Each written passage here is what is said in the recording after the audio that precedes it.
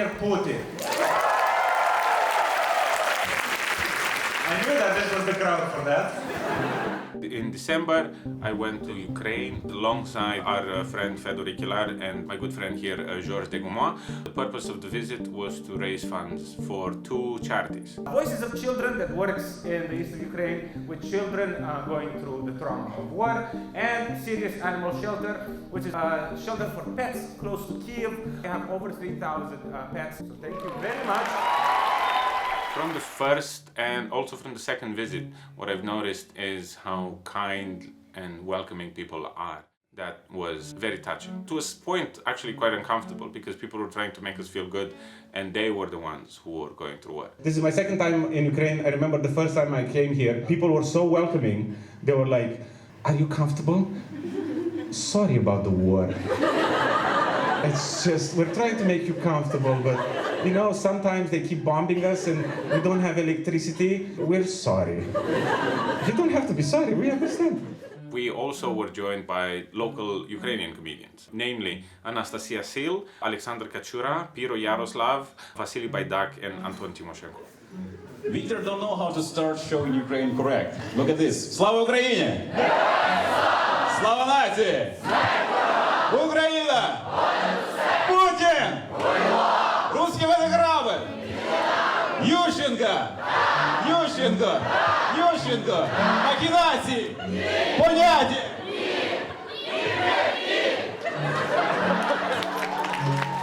They provide a service to their country, on top of them being entertainers and being artists themselves. Every kind of war teach you that any kind of job could bring something useful. They raise money for the army, for the medical services, for the war effort. Anton went on the North American tour just recently, and he brought back how much? What? $275,000. That's amazing. Yeah, nice amount. They have, at the end of the show, this moment where they auction all sorts of things that they think people would be interested to have as memorabilia. This is a helmet of Russian soldier, yeah, without hat. No hat inside, in helmet. It's like new wave of stand-up with auction. It's crazy stuff. It's my favorite. And all that money goes back into the war effort. What has been most surprising to see is that the people that have donated for our shows, in an overwhelming majority, have been other Ukrainians who are supporting their own country and their own people. What's your favorite conspiracy theory? That the earth is flat. I thought that they were like real conspiracy theories, like, oh, is America helping us out of self-interest or because they're nice people? Sometimes we feel that we just card game and now we're on the board, but after a few steps we are outside the board. Lots of us think that, you know, Europe just forget about us sometimes, or they don't care. Like, we're in the privileged position that we can step out of the whole war situation. I don't forget about it, but I'm not constantly in it. I think a lot of people actually assume it's less bad by now, just because they hear less. It has not gotten less, it's worse than it's ever been, especially lately. World looks very strange for me, I don't understand. If things like this, like wars, just happen and people are like, okay, Met Gala, we have Met Gala today, let's talk about Met Gala. I'm sorry, but what's wrong? Well, we don't have a war. Yeah, that's the reason. So probably you need one to understand. It seems like it's the most severe inconvenience to someone's life. They don't want this to happen. It's just happening to them. And they want to live their lives. They want to, raise their families, go to work, share a meal with their friends. I live now, not my life. I don't want this life. I don't want to speak with you about these topics. I want to speak with you because you're my friend, and I want to speak with you about some new film of Jarmusch or about new games. I feel so much tension when I'm abroad because I want to talk about the war a lot. I want to bring attention to this topic, but I find it exhausting because I become only that. If I could choose, I will choose just staying at home with my girlfriend, with my friends, just like for a couple of months, playing PlayStation. That will be amazing. And And this is interrupted daily by drone attacks, by bombings, by air raids. The stress of living like this every single day has taken a toll on everybody there. How I hear this air raid alarm, it's like, oh, fucking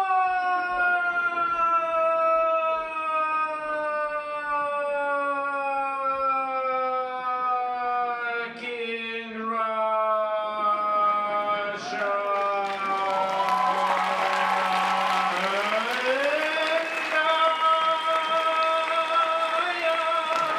We'll always hate you. The mood of the people has changed quite a bit. I struggled with that, just seeing how much more lives have been lost, especially if you're on the Maidan Square where all the little flags are of people that have fallen. That was hard to look at, to be honest. They just gone. We have 40 millions of Ukrainians with their own pain, and they walk on the street, and you know that this guy is laughing, but inside he is very deeply in pain. It's fucking shit. If you maybe think that you want this life, no, please. Yeah, I'm 19 years old and I recently finished school, and I understand that many Western students take a gap year after school. But for Ukrainian students, gap year is an army. Go kill Russians and think who you want to be in the future. The war changed our school because where is an air alarm, the teacher says that air alarm is only for the teacher.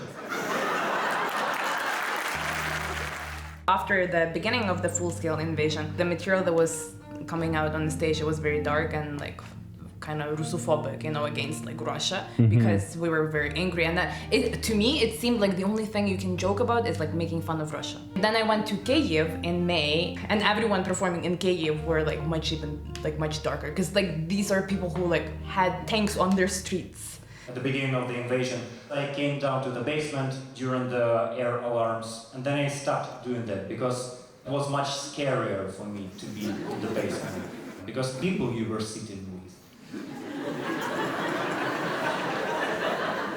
they were scaring the shit out of me. And I was lucky enough to sit next to an old lady who was taught by her children to use Telegram channels. And she was talking to me all these hours, like, "Young man, are you here alone?" "Yes." "Yeah, I'm here alone." "Oh, poor child." "Where are you from?" "I'm from Kharkiv." "There is no Kharkiv anymore. Look what they say. Kharkiv doesn't exist. All they destroyed by the Russian missiles. All your relatives are dead." And like, no, don't worry. I just called my parents. They asked me to tell you to shut the fuck up. You're on the beach. They go very hard with their jokes, which is coping. It's coping mechanism. The first time I get to Kyiv, I meet a guy, and this is what he tells me. "Man, last night the building across from mine got bombed. Now my view is so much better." These days are so black.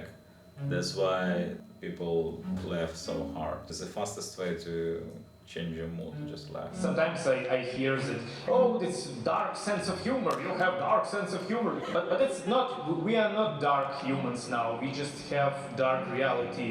My organism told me that I make you feel good, but in my mind I try tell my organism it's not my normal life. Please, my organism make all to make this life normal. It's not a big deal because it's just a couple of Shahed drones. I can see it on the Telegram channel. Yeah, this guy, he works in air defense, so he posts like 3 drones here. One drone is here, one drone is here. Right now there's probably one drone coming towards Kyiv. So it's like more a harassment attack. It's not like a real attack. When we think of war and we see images of war, you think of kind of a total war where there's fighting everywhere, everyone's hiding. But in pretty much all war, there's fighting in certain spots at the front, and behind there, life kind of goes on. You know, you still go to shows, bars are open, restaurants are open, the Glovo guy is still delivering. It was a fascinating experience, so, you know, I decided to order in, because outside still seems scary. And I see the guy who's picking up the pizza, named Sergey, we'll never forget. And he's on his way, and this is when, for the first time in my life, I hear an actual air raid siren. So I panic. I run to the basement, try to look at the phone, see what's happening, you know, are they invading from the north again? What's happening? Is the big one dropping? And all I see that Sergey is still cycling. Well, 7 minutes later, he even comes to the basement. Slightly annoyed that he had to come all the way down to the basement. Like holding the pizza like he's some kind of pretentious French waiter in a restaurant. Like popping his head around the corner like, pizza for Fyodor. But I'm also always worried that when I say that, people kind of think, oh, so it's not that bad, not that scary. It is. Like, your life is in a constant danger and threat. You just get used to that. Average people, especially far from Ukraine, they don't really care about the war and about what is going on. People don't have philosophers now, it's my opinion, but stand-up comics, they have this role. They tell people the truth, and when you jokes about all what happens here, it's really helpful for us, because like through humor, you can transfer very huge ideas. Let me know if you think this is correct. Resistance is living your life. Yeah. Right? This is what I saw in Ukraine. People saying, fuck Vladimir Putin, I have shit to do. Like, there's bombs coming in, but I have friends to see, I have a job to do, I have a family to take care of. Do you understand that every single morning in Ukraine, I was woken up by my neighbors doing renovations? Like, there's drones and bombs coming in, but people are still going, we need a shelf over there. The thing sure doesn't feel right. The way that I see it, resistance is not caving in into the horror, the sadness, even though that is happening to them. It's beautiful to see people dress up to come to the show. That, to me, is a beautiful fuck you to Putin and his invasion. Right? Oh, wow. Oh, no. All right, what happened to the lights? The Russians? Fucking Putin. Fucking Putin, I know. We do the show without lights. Because this is Ukraine. We don't give up. So from all of the shows that I've done where I have spoken to Ukrainians, one of the major things that they consider as help is not forgetting about them. They're still getting bombed and invaded every day. We want people to worry about it, to make it move faster and to make it finish faster. That is also true. And we want to finish it in our way. First of all, peace will prevail and justice. Peace through strength instead of peace through surrender.